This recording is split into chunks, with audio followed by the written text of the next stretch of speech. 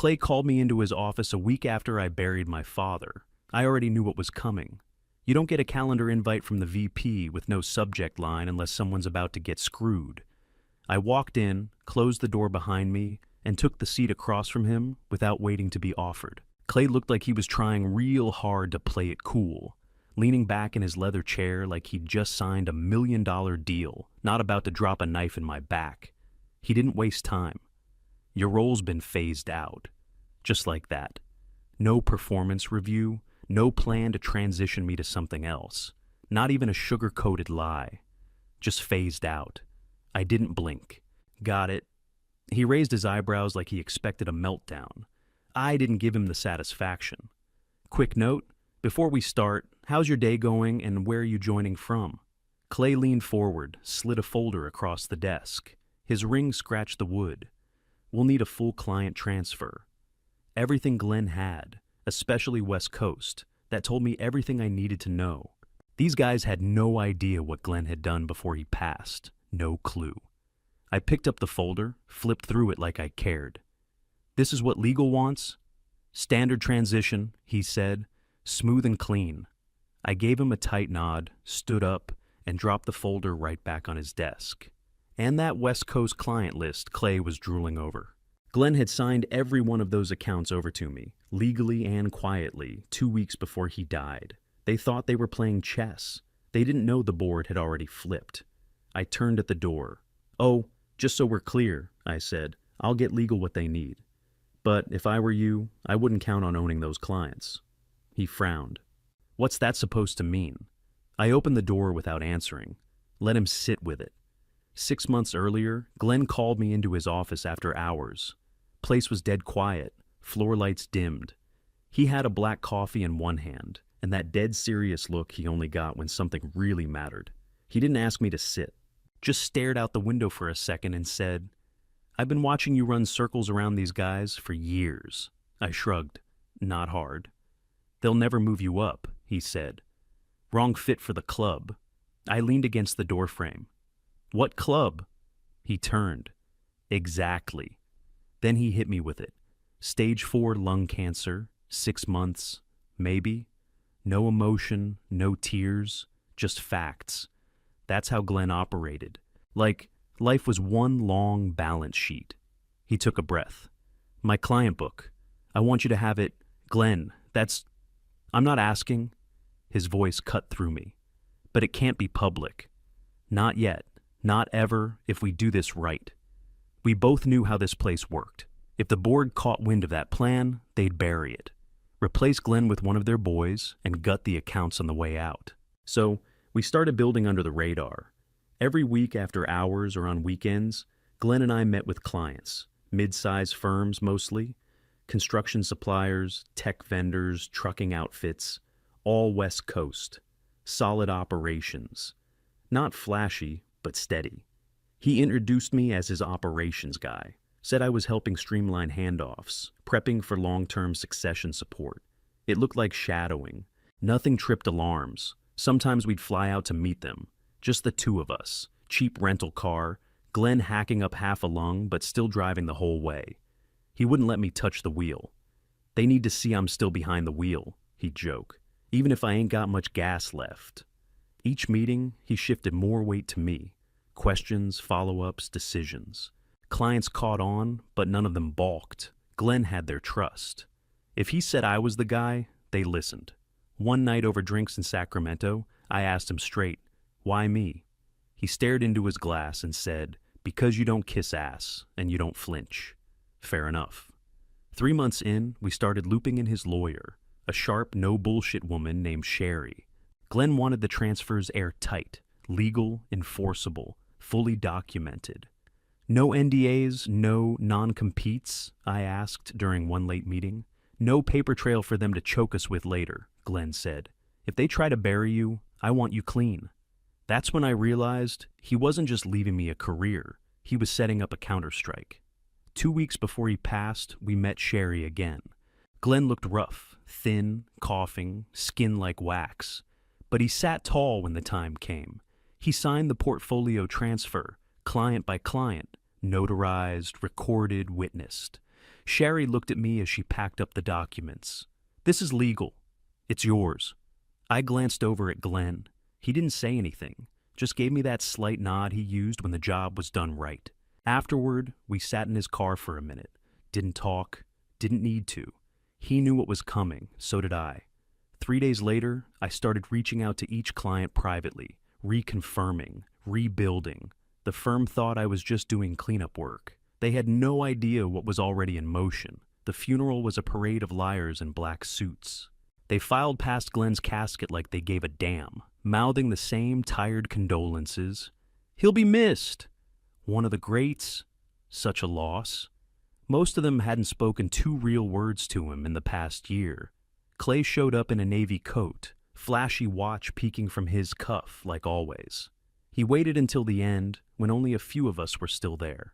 Slapped a hand on my shoulder like we were old war buddies. "We'll need to talk about transitioning Glenn's book," he said. I nodded, just enough. Didn't say a word, just stood there and let him think he was in control. That night, the CEO texted me personally. "No, sorry for your loss. Just need full list of Glenn's clients. First thing tomorrow." I stared at it for a full minute before setting my phone down and opening my laptop. I made 2 versions, one clean, one clipped. The first had everything, the whole list minus West Coast clients. The second was my resignation letter, dated and signed, effective immediately. I barely slept. Around 4 a.m., I got up, printed everything, packed it into a red folder, and headed to the office before sunrise. Qley was already there when I walked in. Early bird, eager to eat. "You got it?" he asked, already reaching for the folder like it was a done deal. I handed it over and stepped back. He opened it and started scanning. Page after page, his face tightened, his lips pressed thin.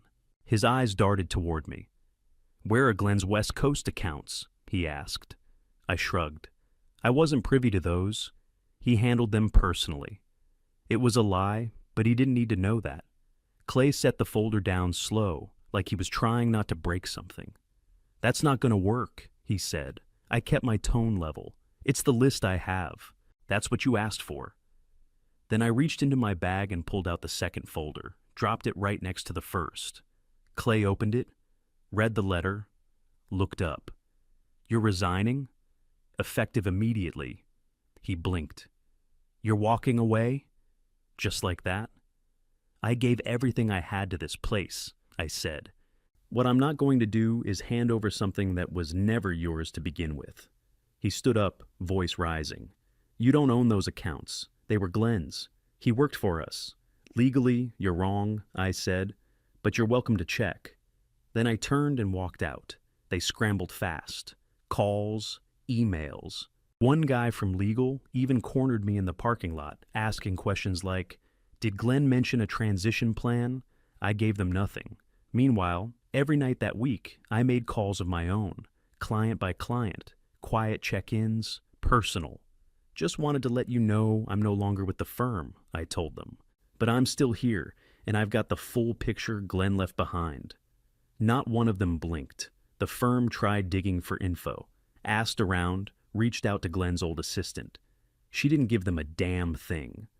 By the end of the week, I'd signed 5 new consulting agreements. Same clients, just under my name now. No ties to the old place. They still thought I was bluffing. I let them think that. Because every time they opened their mouth to claim something, I already had 2 steps in motion to shut it down. They weren't dealing with an ex-employee anymore. They were dealing with the guy Glenn had been building in plain sight, and they were just too arrogant to see it. The first legal email landed 2 days later. One line stood out in bold at the top. "You are in unauthorized possession of company assets." They didn't even try to dress it up with legal fluff, just straight threats like they thought I'd panic and fold. I didn't even respond. Forwarded it to Sherry, Glenn's lawyer, the one who knew how to tear a throat out with a smile. She called me 10 minutes later. "They're sloppy," she said. "Desperate. Keep forwarding." And I did. Every email, every voicemail, every friendly reminder from legal, sent straight to her inbox. Then came the soft offers. A guy from HR I'd barely spoken to left a voicemail about a transition bonus. if I helped smooth things over. Qley emailed next, offering a consulting retainer, just until the dust settles. I didn't answer either. Next morning, a formal package arrived. Courier, thick envelope. Inside, a 6-month retention contract with a fat number up top. Big enough that someone else might have stopped to think. I slid it across Sherry's desk. She scanned it. "You want me to shred this?" I nodded. "With pleasure." That's when they got dirty. I got a call from a client in Reno, a logistics firm I'd locked in with Glenn a month before he passed. The CEO sounded pissed. "Why's your old company offering to undercut you by 30%? He asked. "What?" "They said you're unstable. That you left in the middle of a handoff." I clenched my jaw. "Send me whatever they gave you." They'd gone full smear, calling clients directly, offering discounts, limited time deals, even hinted I'd violated confidentiality clauses, which didn't exist. Sherry and I went to work. We drafted formal responses backed with signed transfer documents and a breakdown of Glenn's legal instructions. Every single client had consented in writing. No NDAS, no non-competes, no stolen assets, just facts. Sherry mailed out cease and desist letters to corporate within 48 hours, but they didn't stop. 2 days later, one of my startup clients in San Diego, investor-backed, still new to the game, called in a panic. "They said we're liable for engaging with you," the founder said, "that you breached your contract." "They're bluffing," I told him. "They offered to buy us out of our agreement with you. Said it was cleaner I didn't even get mad. I just told them to hold tight." After we hung up, I pulled out Glenn's old contact list, the private one, not the sanitized version, the one with hand-scribbled notes in the margins. I found what I needed, a name underlined twice. Tom Granger, investor, Pacific Holdings. Owe me one. I hadn't spoken to Tom before, but I didn't hesitate, dialed him up. "Tom, this is the guy Glenn mentored," he finished. "I've been expecting your call." I told him what was happening. He didn't ask for documents, he didn't ask for numbers. He just said, "Give me a day." Next afternoon, that San Diego startup founder called me back. Voice completely different. "What the hell did you do?" he asked. "Their investors pulled out. They're backing us now. Doubled our run rate," I smiled. "Told you they were bluffing." One by one, the scare tactics fell apart. They tried hitting me with another threat letter, this one from a white shoe firm downtown. Sherry shredded it before I even finished reading the subject line. "They keep swinging," she said, "but they're swinging blind." And she was right. They were panicking because they knew I wasn't just holding Glenn's legacy. I was building something new, and they couldn't control it. What they didn't understand yet was this. I wasn't running. I was hunting. They wanted me boxed in. But Glenn didn't just leave behind clients. He left firepower. One night, after the first legal threat hit, I went through the last drawer of the metal file cabinet in my home office. Stuff Glenn gave me in a manila envelope right before he passed, labeled in his writing, for when they get dirty. Inside, call logs, back-channel notes, handwritten letters, even birthday cards from board members to vendors that didn't exist. And then there was the list, names of people he'd helped over the years, each one with a note beside it. Covered payroll shortfall, March 2016. Introduced to Series A investor, summer 2018. Negotiated exit quietly, 2020. Some of them were names I recognized, others I didn't. But they all had one thing in common. They owed him. And now they owed me. This wasn't the smoking gun, just favors and leverage Glenn kept for when the knives came out. I started calling, quietly. One name a day. "Hey, this is Nate." Glenn was my mentor. Every one of them remembered him. Some asked what took me so long. I laid it out direct, what I was building, how they could help. No pressure, just clarity. A vendor in Seattle waived 6 months hosting fees for a client I was onboarding. A marketing firm in Phoenix ran a full rebrand for dirt cheap. A contact in LA dropped my name in a board meeting that landed us a pitch call. They weren't just doing favors, they were lighting a fuse.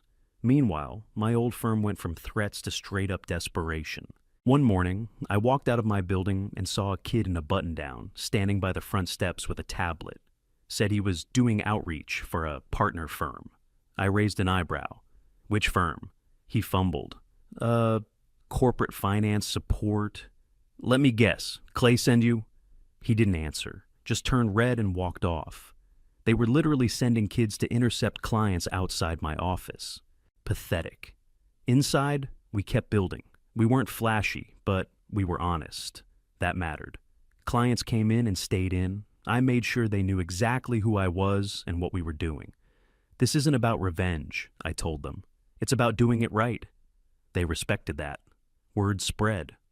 A trucking firm introduced me to their cousin's biotech startup. That startup knew a supplier with a funding problem. I looped in one of Glenn's old contacts. Boom, new deal. Everyone won. One deal turned into 5, then 10. Then came the message. An email from a senior HR exec I hadn't heard from in months. Subject: opportunity to discuss return body. We'd like to explore a full partnership and executive leadership role. Significant equity, full team autonomy. Come home. Come home. Like I was some lost son, not the guy they tried to smear 6 different ways. I didn't respond. Let it sit for 3 days. Then I forwarded it to Sherry. She replied, "Now they're scared." The next morning, Qley called. I let it ring. Then he called again. I picked up. "Nate," he said, all warm and calm like nothing ever happened. "Let's not let pride get in the way of opportunity." "Pride didn't get in the way," I said. "You did." He laughed like we were just old teammates. "Look, we messed up. We see that now. Let's talk about fixing it." "You had your shot," I said. "You used it to threaten my clients." There was a pause. "We're drowning," he finally said. "But this doesn't have to be a war." "It's not," I said. "You already lost." He went quiet. Then I hung up. They tried playing defense. I built offense. They tried playing politics. I built trust. They tried baiting me with power. I already had mine. The day after Qley's call, I grabbed the file Glenn told me never to open until it was the right time. His handwriting was still on the outside. "Do not touch until it matters." You'll know. I knew. I took it straight to Sherry's office. She already had someone waiting. Guy in a gray blazer, state badge clipped to his belt. Looked mid-30s, clean cut, quiet. Not the type to talk unless he already knew the answer. Sherry nodded at me. "This is Finch. State Financial Crimes Unit." Finch gave me a firm handshake but didn't smile. "You brought what we talked about?" I dropped the file on the table. "I haven't opened it," I said. "Glenn told me to bring it straight to her. No copies, no scans." Sherry flipped it open and whistled under her breath. "Jesus." I sat down across from them, arms crossed. Let them take it in. Inside that file was the real reason Glenn never moved up. Invoices from shell vendors tied to execs' cousins. Revenue projections that didn't match actual bank transfers. Internal emails with edits tracked, changing quarterly reports to justify inflated bonuses. Actual line items labeled "reclassify for optics." Finch leaned forward. "These all original?" "Yep." He flipped a few more pages, then pulled out one email chain that had Glenn's name buried in CC. It was from the CFO to a VP and a board member. "Numbers aren't close. We'll need to shift some deferreds into this quarter. Glenn won't like it. He'll get over it." Finch didn't say a word, just took a photo of it on his phone and kept flipping. Sherry tapped a page in the middle. "Here. This ties inflated vendor contracts back to executive kickbacks. That's jail time if it sticks." I nodded. He tried reporting it once, went through board channels. 2 weeks later, 3 of his people got cut. Finch looked up. "Retaliation? Call it what you want." That's when Glenn started documenting everything himself. There were notes in Glenn's handwriting in the margins. Fabricated Q, to push, Mike signs off on all fake vendor setups, avoids audit by bouncing through new hire accounts. It was the kind of stuff that would crack a company open from the inside. This was different, hard evidence, not favors. The kind of file that ended careers. Finch closed the folder slowly, like he'd just been handed a loaded weapon. Any reason you waited until now? I looked him in the eye. Because up until now, it was just business. Now it's survival. He gave a small nod. No judgment. Just respect. Sherry slid the file into an evidence sleeve and handed it to him. You'll get the originals. We've kept nothing. Glenn didn't want this weaponized, just finished. Finch stood. I'll need to open a formal review. This'll get noisy. Let it, I said. He left without another word. Sherry followed him out, made sure everything was logged clean. When she came back, I was still sitting there, staring at the table. She dropped into her chair. That was the right call. Wasn't mine, I said. Glenn made it. I just delivered the package. Sherry leaned forward. You know what this means, right? Yeah. She paused. This is going to bury them. I stood up, grabbed my jacket. Good. They've been walking on bodies long enough. And then I left. Time to let the paper do the talking. By the time I got back to the office, the world was already shaking. 2 days. That's how long it took for the first headline to hit. Securities fraud probe targets prominent investment firm. Next came the subheads: whistleblower materials, fabricated revenue, inflated bonuses. Then, executive suspensions pending investigation. They didn't name names, not yet. But I didn't need them to. The panic was obvious. My inbox exploded with emails, my phone lit up nonstop. Ex-colleagues, reporters, even a couple board members suddenly acting like we were old friends. I didn't answer a single one. I kept my head down and worked. The clients stayed, every single one. Some even doubled down, offering to introduce new business. Said they respected how I handled it. Sherry called midweek. They froze Glenn's retirement payout. I gripped the edge of my desk. They what? They're claiming potential exposure. That his estate might be part of the investigation. He's dead. They don't care. They think they can hold his legacy hostage. You fix it. I already filed. They'll fold. She was right. By Friday, they backed off and paid it out. Quietly. No apology. Just fear. I got a call that night from Glenn's sister. She'd heard about the payout. Her voice cracked halfway through thanking me. He always said he trusted you, she said. I didn't know what he meant until now. I didn't know what to say to that, so I just told her the truth. I just finished what he started. The next day, I got a LinkedIn message from Quinn. Quinn was a mid-level manager when I first got hired, part of the boys' club back then. Smooth talker, sharp suits, always played both sides of the fence. He was the one who quietly warned me a year earlier that I was being left out of promotions. Said it wasn't personal, just how the system worked. Now he wanted a job. Said he respected what I built, that he was done playing politics, wanted in on something honest. I didn't delete the message. I called him. Why now? I asked. He didn't hesitate. Because I saw who they protect and who they burn. You know this won't be easy, I said. No title games, no hand-holding, junior role, less money, more work, fair. I don't need loyalty, I told him. I need someone who gives a damn. I'm in. I hung up and made a note to send him onboarding docs Monday. I didn't trust him, not fully, not yet. But maybe, just maybe, people like him could change when they finally had something real to work for. The news kept rolling. Rumors turned into statements. Internal memos leaked. I didn't celebrate, didn't gloat.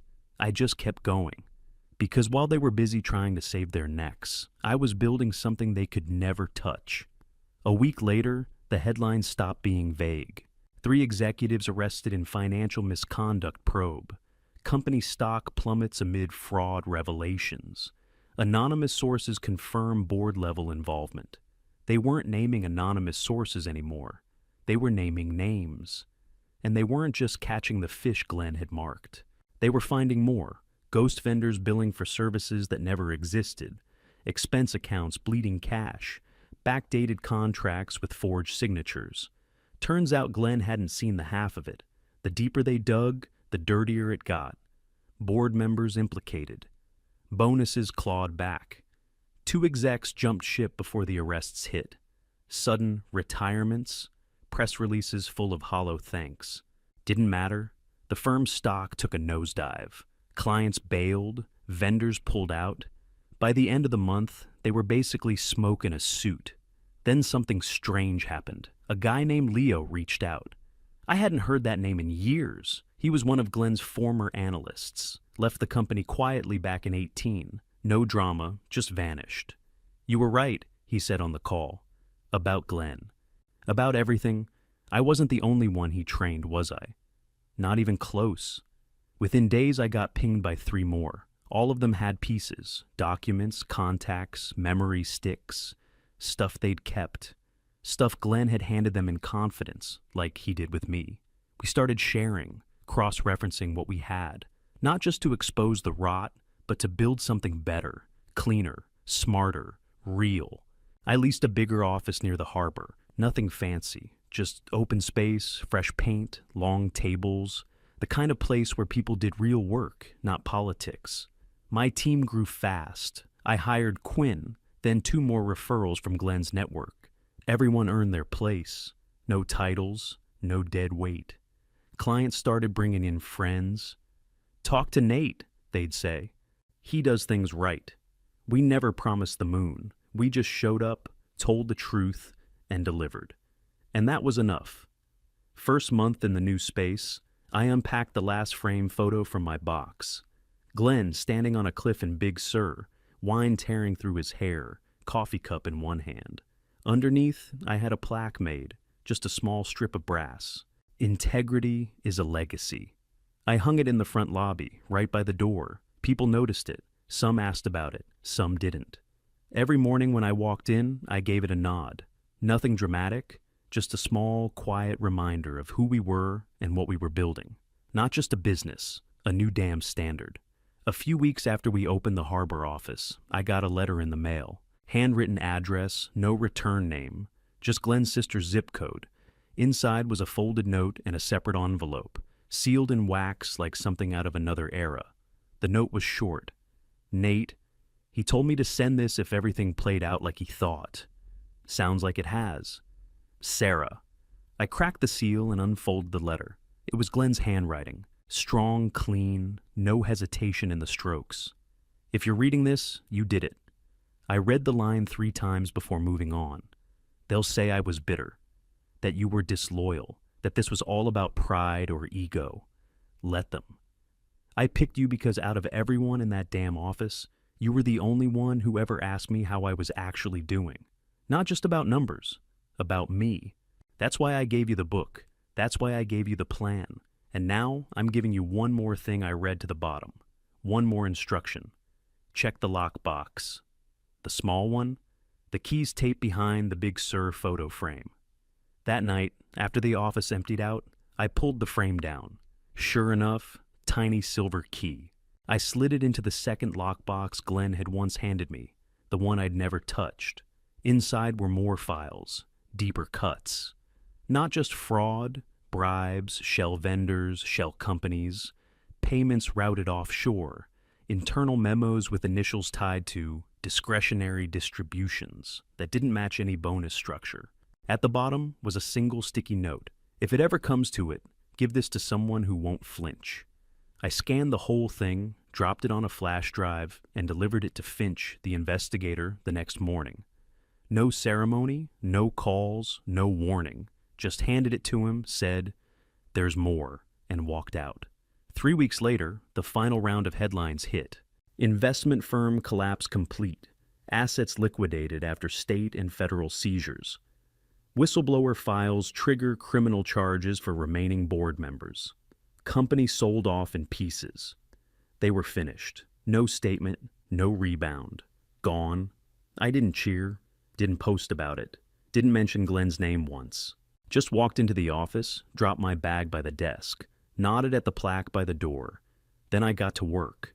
Because Glenn never wanted revenge. He wanted the right people in charge. And now, we were.